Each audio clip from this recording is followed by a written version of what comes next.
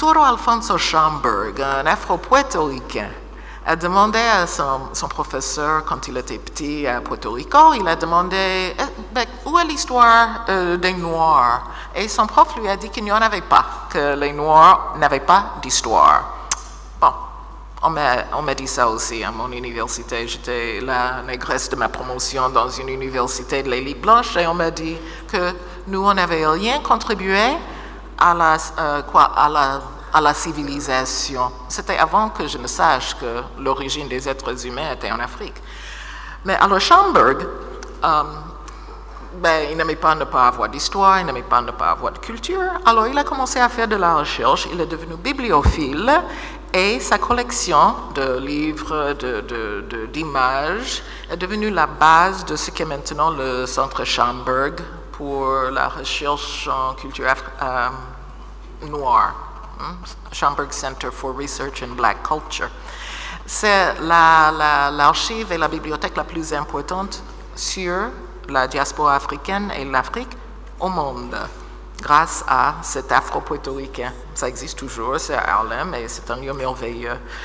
Pendant les années 50, un prédicateur africain-américain protestant, son église s'appelait l'Église du Maître, a créé un organisme qui s'appelle Opération Carrefour Afrique.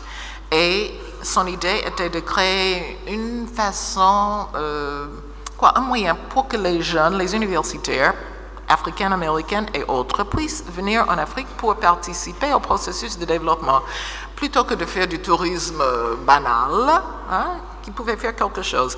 Et cette institution, Opération Carrefour Afrique, était la base de la création du Corps de la paix des États-Unis. On n'en parle pas beaucoup, mais c'était l'origine. Il y a une autre institution qui a été créée aussi pendant les années 50, qui était la Société américaine pour la culture africaine, qui a été créée, l'inspiration était la Société africaine de la culture d'Alioune Diop, qui était la base du premier congrès des écrivains noirs à Paris en 1956. Et c'est la base de la maison d'édition Présence africaine, la librairie Présence africaine et toute cette dynamique. Alors, AMSAC, American Society for African Culture, la Société américaine pour la culture africaine, était la première institution qui a créé des liens entre les nouveaux États africains et les leaders, artistes, intellectuels africains-américains. Quand, par exemple, les Africains ont ouvert des ambassades à Washington et des missions à l'ONU, c'est AMSAC qui organisait des événements pour des présidents, premiers ministres africains. Et par exemple, Miriam Makeba est venue aux États-Unis pour la première fois dans le contexte de cette institution, la Société américaine pour la culture africaine. Hugh Masekela, le ballet africain de Guinée, le ballet de Fodebo Keita, ils sont tous venus aux États-Unis grâce à cette institution qui existait pour créer des liens entre Africains et Africains-Américains. Cette institution aussi a participé au premier festival des Arts Nègres à Dakar en 1966. C'est cette institution qui a organisé la délégation afro-états-unienne en 1966. Des gens comme Langston Hughes, Duke Ellington, les musiciens, les écrivains, des politiciens aussi. Pendant les années 70, il y a eu la sécheresse au début des années 70 au Sahel et une institution africaine-américaine a été créée qui s'appelle Africare et jusqu'à maintenant, c'est la plus importante institution de développement pour l'Afrique aux États-Unis. Il y a une association de femmes africaines-américaines qui a aussi fait des projets de développement dans plusieurs pays africains, mais ce n'est pas le but de cette institution. C'est le Conseil national des femmes de couleur, National Council of Negro Women. Mais Africa continue, ils sont dans beaucoup de pays en Afrique. Pendant les années 70 aussi, on a eu le phénomène de Roots, Racines, ce livre écrit par Alex Haley. Avant Roots, on nous avait dit que nous ne pouvions pas remonter l'arbre généalogique pour trouver nos origines en Afrique. D'abord, on nous disait qu'on ne voulait pas, mais même si on voulait, ce n'était pas possible. Alors, Alex Haley nous a montré que si, que c'était possible de retrouver nos ancêtres africains, savoir d'où nous étions en Afrique. Et la série Racine était la série télévisée qui a attiré le plus grand public dans l'histoire de la télévision aux États-Unis. Il y avait des restaurants qui se fermaient parce que personne ne sortait de chez lui. Personne. Et je ne parle pas uniquement des Africains-Américains. C'était un phénomène de tout le monde aux États-Unis. Pendant les années 80, il y a eu la lutte contre l'apartheid aux États-Unis aussi. Et il y a eu plusieurs institutions qui ont été fondées autour de cette lutte. Comme par exemple Transafrique, qui est un groupe de pression pour l'Afrique, pour la Caraïbe et maintenant aussi pour les Afro-latino-américains et caribéens. Mais, et ils étaient à la base du désinvestissement de l'argent des institutions américaines en Afrique du Sud. Alors c'était une continuation de la même idée d'utiliser le pouvoir d'achat pour faire des changements. La même idée qui a été mise en œuvre pendant le boycott de Montgomery, qui a fait la promotion de Martin Luther King pendant les années 50. Alors c'était le même principe. Hein? On utilise, nous, Africains-Américains, on a un pouvoir d'achat énorme que parfois on dirige vers certains buts et ça a un impact. Il y a eu aussi, comme partie de cette lutte anti-apartheid, plusieurs institutions créées par le révérend Sullivan. Lui, c'était aussi un prédicateur, baptiste, je crois, et il a mobilisé son église à Philadelphie pour ne pas acheter dans des magasins, par exemple, qui ne donnaient pas d'emploi aux Africains-Américains. Si on ne peut pas travailler, on n'achète pas. L'utilisation du pouvoir d'achat, mais tout mobilisé à travers une institution religieuse. Pendant les années 80, lui, il a commencé et il a un peu ouvert la porte pour les Africains-Américains pour faire partie des conseils d'administration des grandes sociétés, comme les sociétés de construction de voitures, par exemple. Il faisait partie du conseil de General Motors, qui fait, je ne sais pas quelle voiture, mais plusieurs voitures américaines. Et en tant que tel, il a créé ce qui s'appelle les principes Sullivan pour l'Afrique du Sud. Et les principes Sullivan disaient que ces sociétés, les sociétés états-uniennes qui avaient des bureaux en Afrique du Sud devaient traiter tous les employés sur le même pied d'égalité, comme était la loi aux États-Unis, alors que les lois états-uniennes devaient contrôler leur comportement en Afrique du Sud. Alors, ces sociétés devaient employer des Africains au même titre que les Blancs d'Afrique du Sud. Ça, c'était les principes Sullivan. Il a aussi organisé des sommets à partir de 1991. Il a organisé le premier sommet de chefs d'État africains et leaders africains-américains en Côte d'Ivoire en 1991. Il y a eu un autre sommet en 1993 au Gabon et tous les 2 ans, il y a un sommet. Il y en a eu au Zimbabwe, au Nigeria, au Sénégal aussi, je crois. Nous avons eu aussi des changements. Je vous ai dit que jusqu'au milieu du 19e siècle, les institutions africaines-américaines souvent s'appelaient africaines. Alors nous avons eu plusieurs changements de nomenclature. Au milieu, quand les États-Unis ont décidé de se débarrasser de nous, des leaders ont décidé qu'il fallait qu'on se débarrasse de ce terme africain, parce que ce n'était pas bon pour notre intégration, assimilation aux États-Unis. Alors, la communauté africaine-américaine a commencé à s'appeler gens de couleur, colored, ou bien négro, noir.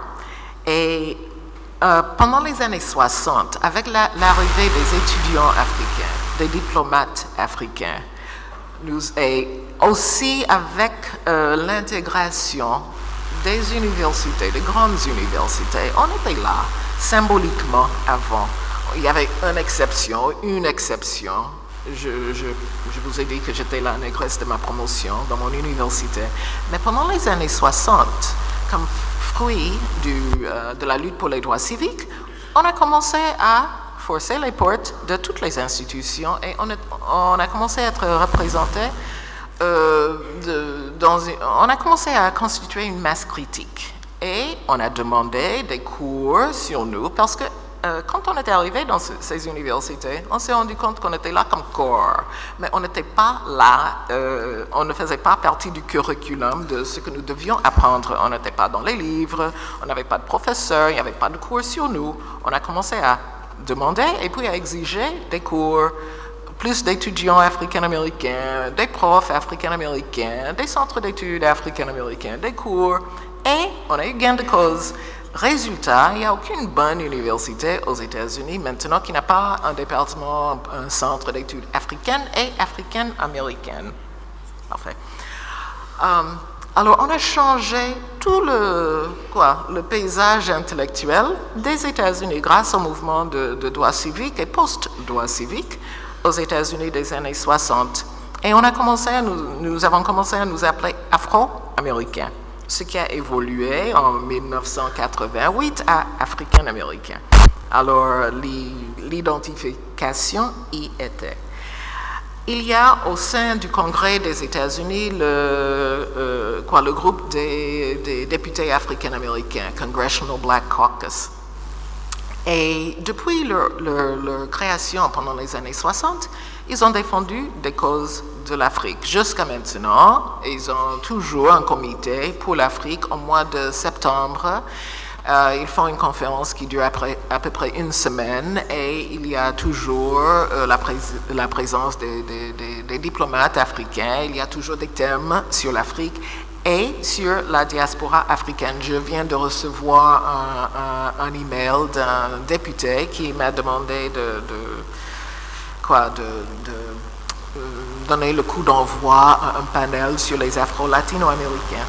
Et mon collègue Celio Alvarez d'Honduras, qui a parlé du sommet des Afro-descendants qu'il organise à Honduras en août, il a parlé de l'année que l'ONU nous a accordée, l'année des Afro-descendants, mais il y a une résolution faite au Congrès des États-Unis par un député africain-américain, membre de ce groupe, en 2003, où il demandait l'année des Afro-descendants. Alors l'ONU a eu un peu de retard, mais bon, ils y sont arrivés quand même. Il y a une autre institution, l'association pour le chemin de la diaspora africaine, disons, ou le chemin de l'héritage de la diaspora africaine. C'est une institution créée par la plus vieille agence de voyage africaine-américaine qui a organisé la délégation africaine-américaine qui est allée à la fête de l'indépendance du Ghana en 1957. Et maintenant, ils organisent des conférences, des voyages pour recréer des liens entre l'Afrique et la diaspora. La dernière fois que le groupe s'est réuni, c'était en Tanzanie, il y a 2 ans. Au niveau de la diaspora même, depuis 1967, il y a des rassemblements. Le premier rassemblement était à Cali, en Colombie, en 1967, organisé par un Afro-Colombien, un Afro-Brésilien. Et c'était le premier congreso negro de las Américas, le premier congrès noir des Amériques. Et présent, il y avait des Sénégalais et des Nigérians. Je ne pense pas qu'il y ait eu une présence de l'Afrique centrale.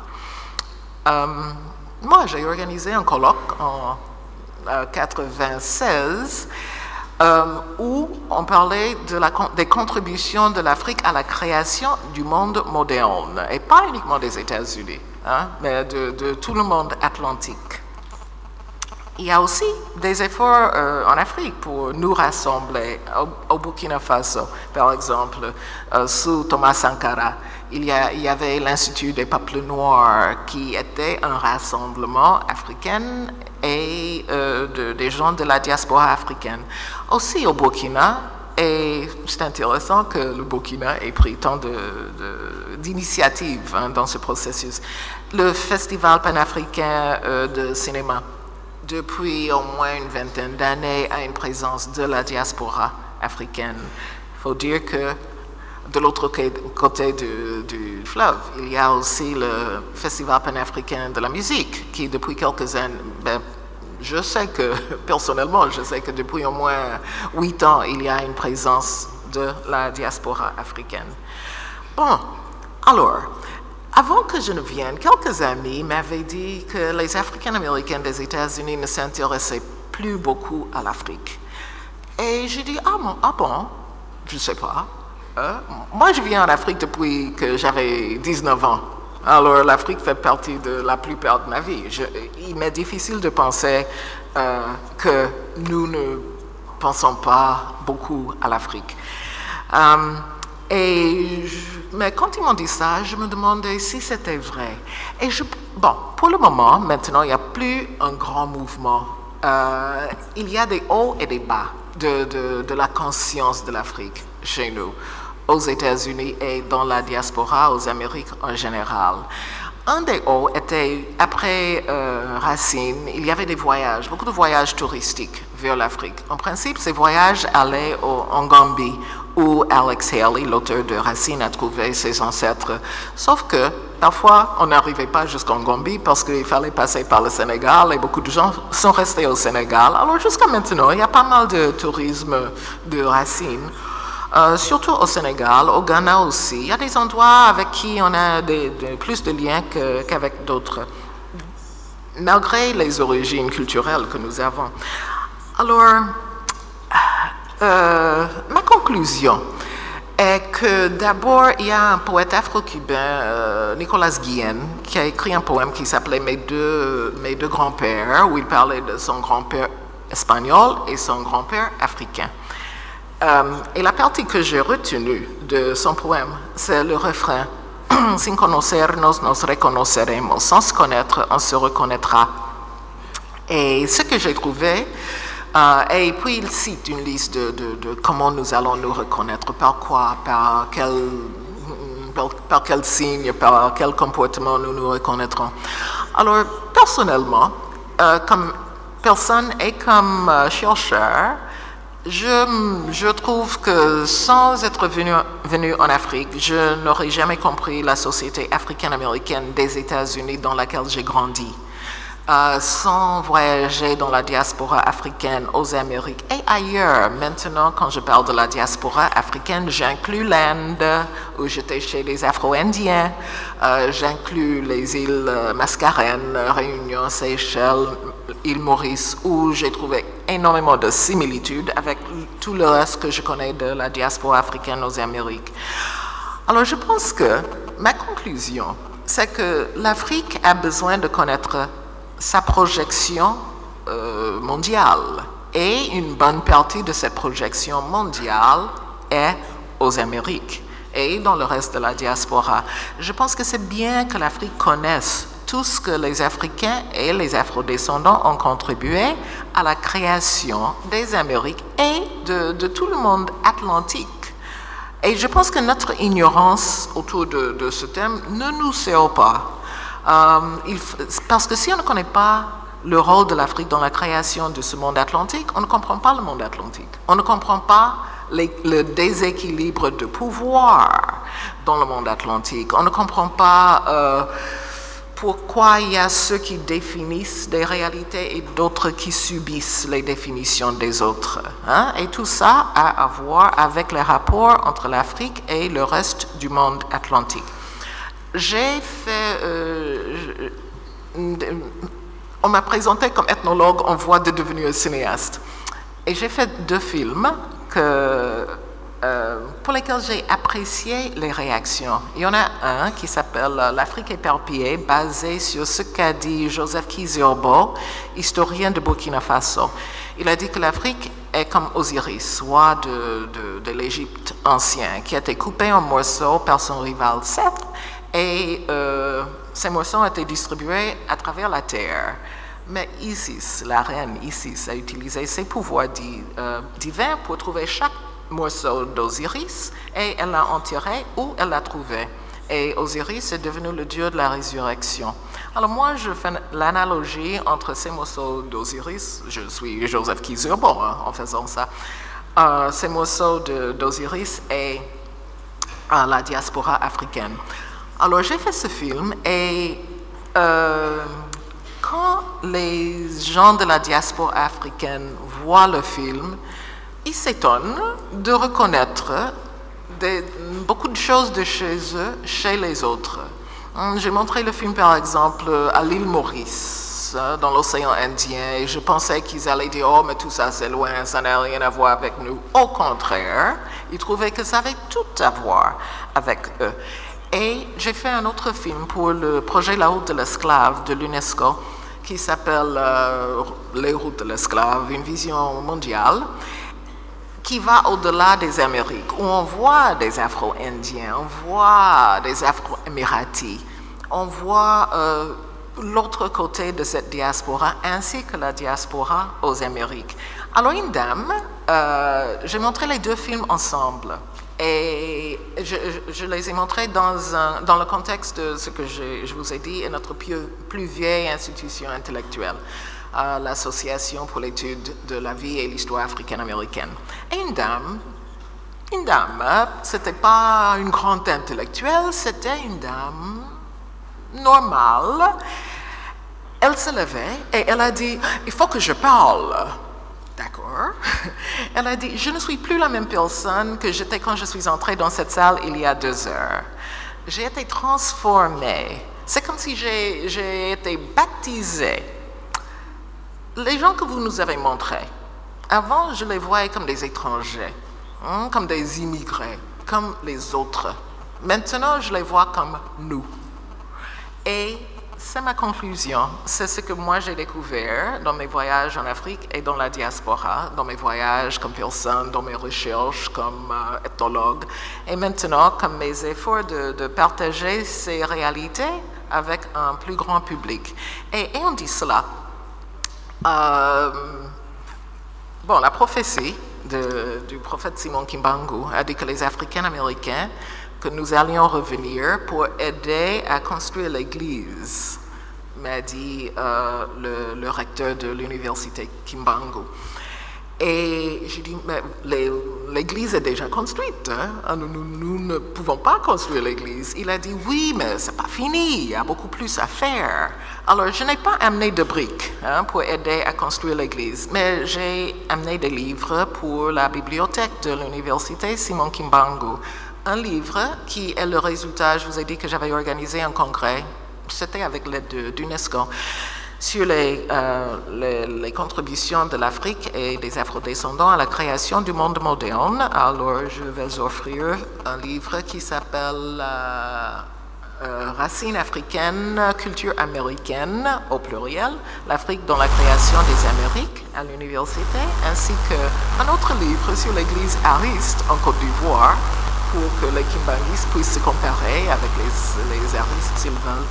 Et je viens de terminer encore un livre avec des Afro-Sud-Américains, quelques-uns dont l'existence est niée, mais malgré le fait que selon l'encyclopédie ils n'existent pas, ils ont quand même écrit des articles sur leur réalité et sur leur connexion historique et présente avec l'Afrique, et c'est écrit de leur propre point de vue. Alors ça s'appelle en espagnol Conocimiento desde adentro, los afro-sudamericanos hablan de sus pueblos y sus historias. Connaissance de l'intérieur, les Afro-Sud-Américains parlent de leur peuple et de leurs histoires. Et je pense que vous pouvez peut-être vous reconnaître là-dedans, parce qu'ils parlent de leurs origines en Afrique centrale aussi. Alors, à la fin de la séance, j'aurai le plaisir d'offrir ces livres au recteur, le professeur Massamba. Et je vous remercie, et je remercie son éminence de me donner la possibilité de parler un peu de nous et de nos relations perpétuelles avec l'Afrique. Merci bien.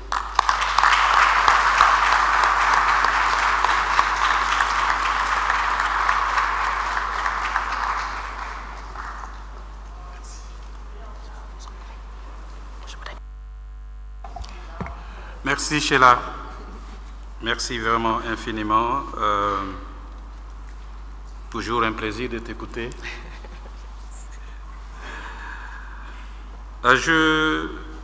Nous allons déroger aux habitudes académiques. En principe, une conférence comme celle-là, inaugurale, si on peut l'ainsi, ne donne pas lieu à un débat. Mais comme le professeur Théophile Obenga n'est pas encore dans la salle, pour qu'on puisse meubler les temps, permettez l'expression, nous pouvons nous permettre d'échanger avec Sheila en attendant que le Théophile Obenga nous rejoigne. Je suis toujours en train de l'orienter le professeur Sabakino pour voir s'il s'est annoncé ou pas. On m'a en tout cas dit que le canon avait déjà quitté Brazzaville. Je voudrais également signaler que nous avons dans la salle l'honneur d'être avec, bien entendu, son éminence, Simon Kimbangu Kiangani, mais également une note de marque, pour ceux qui ne l'ont pas vu le dimanche, le vice-ministre à la culture de l'Angola, qui est parmi nous, qui participe à cette session. Sheila, pour moi, ce que vous nous avez dit, c'est une